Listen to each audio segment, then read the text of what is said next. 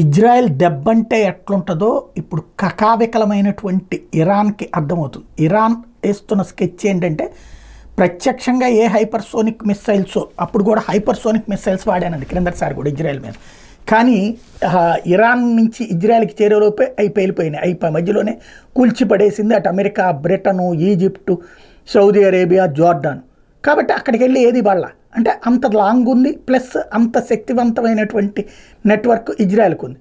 అదే ఇరాన్ మీదకి ఇజ్రాయెల్ పంపించింది పర్ఫెక్ట్గా పడినటువంటిది. కాబట్టి ఇజ్రాయెల్ శక్తిని తక్కువగా అంచనా వేయడం వీల్లేదు. దీన్ని గమనించినటువంటి ఇరాన్ ఏం చేసింది, డైరెక్ట్గా కాకుండా మూడు వైపుల నుంచి దాడి, ఒకవైపున హెజ్బుల్లాతో, రెండో పక్కన హమాస్తో, ఇట్లాగా అన్ని వైపుల నుంచి దాడి చేపిస్తూ ఆ టైంలో అటాక్ అని ప్లాన్ చేసింది.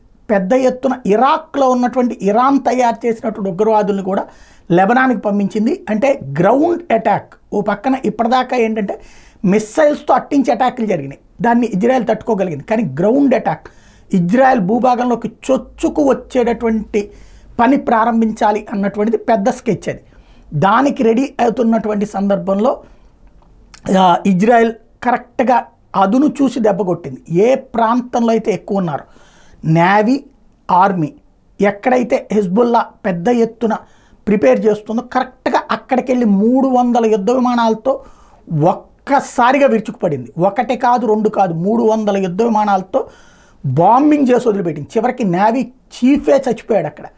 ఆ స్థాయి దెబ్బ అనూహ్యమైనటువంటి. ఊరికిన రిటాలియేటరీ అటాక్స్ అని చెప్పి 4 మిస్సైళ్ళు వాళ్ళు వాడారు, అదేది ఇజ్రాయెల్లో పడలేదు. దాన్ని బట్టి వాళ్ళు ఎంత వీక్గా ఉన్నారన్నది అర్థమవుతుంది. మిస్సైల్స్ అటాక్తో ఇజ్రాయెల్ని ఎవ్వడూ ఏం పీకలేడు.